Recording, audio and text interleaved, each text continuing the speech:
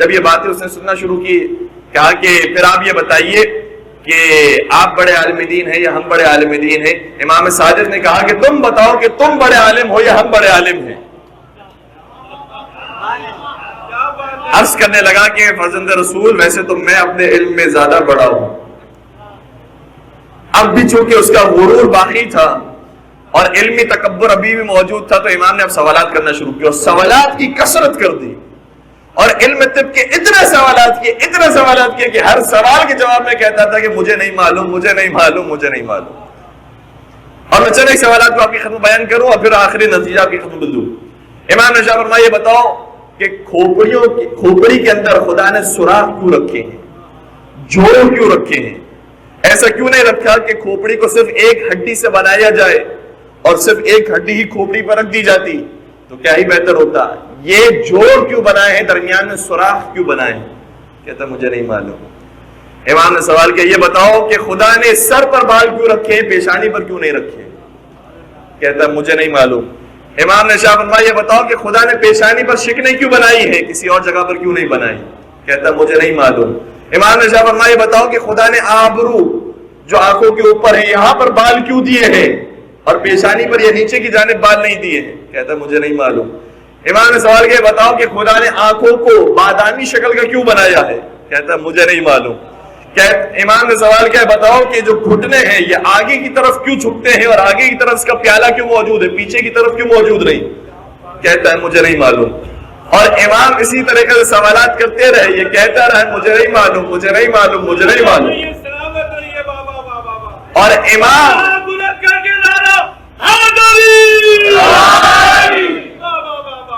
اور امام نے سوالات کو کر کے یہ بتایا ہے کہ جو اپنے علم کا بھی ماہر ہوتا ہے جب ہم اس کے سامنے سوالات کرتے ہیں تو اس کی زبان سے بھی یہی نکلتا ہے کہ مجھے نہیں معلوم، مجھے نہیں معلوم۔ تو وہ کہ جو جاہل ہو، جس کے پاس کوئی علم ہی نہ ہو، وہ ہمارے پاس آئے گا تو ہم اسے کتنا علم دیں گے؟ اور پھر امام نے ایک کی وجہ بیان کرنا شروع کی۔ بس جن تیرے سوالات کو میں نے آپ کی خط بیان کیا اسی کے جوابات دوں اور بات کو آگے بڑھا دوں۔ امام نے شاہ فرمایا کہ خدا نے جو کھوپڑی دی ہے اس کو جوڑ جوڑ کر کے اس لیے بنایا ہے کیونکہ جب ذہن کام کرتا ہے تو اس کے اندر حرارت پیدا ہوتی ہے، اور جب حرارت پیدا ہوتی ہے تو اگر یہ ایک ہی ہڈی سے بنائی گئی ہوتی تو یہ حرارت مغز کے اندر باقی رہ جاتی اور انسان مر جاتا۔ خدا نے جوڑوں کے ذریعے جو کھوپڑی بنائی ہے اس کی وجہ سے حرارت باہر نکلتے رہتی ہے اور انسان زندہ رہتا ہے۔ پھر امام نے شاہ فرمایا کہ سر پر بال کیوں موجود ہیں، پیشانی پر کیوں موجود نہیں؟ کہا اس لیے کیونکہ بالوں ہی کے ذریعے روغن انسان کے دماغ تک پہنچتا ہے، انسان کے مغز تک پہنچتا ہے۔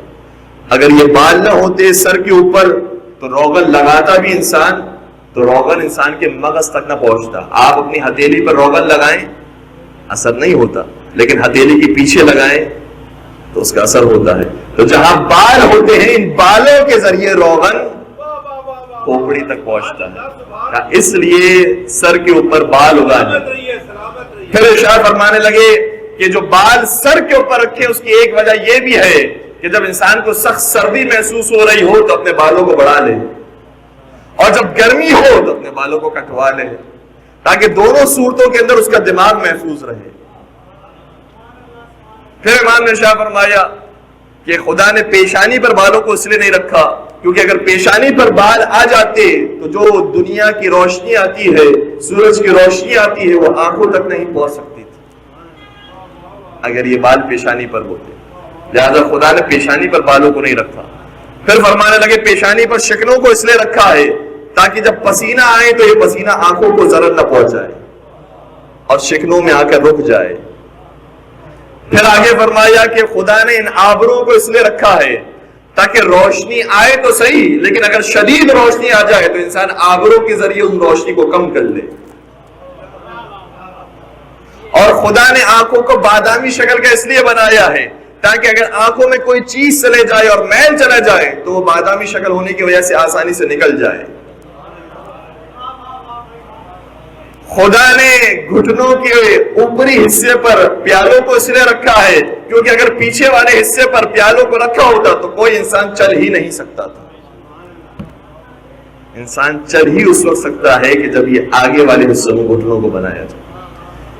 اور جب یہ سارے سوالات امام پیش کرتے رہے اور وہ کہتا رہے نہیں معلوم نہیں معلوم، امام نے سارے سوالات کے جوابات دے دیے، تو پھر عرض کرنے لگا کہ اے امام صادق، یہ آپ نے جن باتوں کو میرے سامنے بیان کیا ہے یہ بہت کم ہے، اور بیان کیجئے.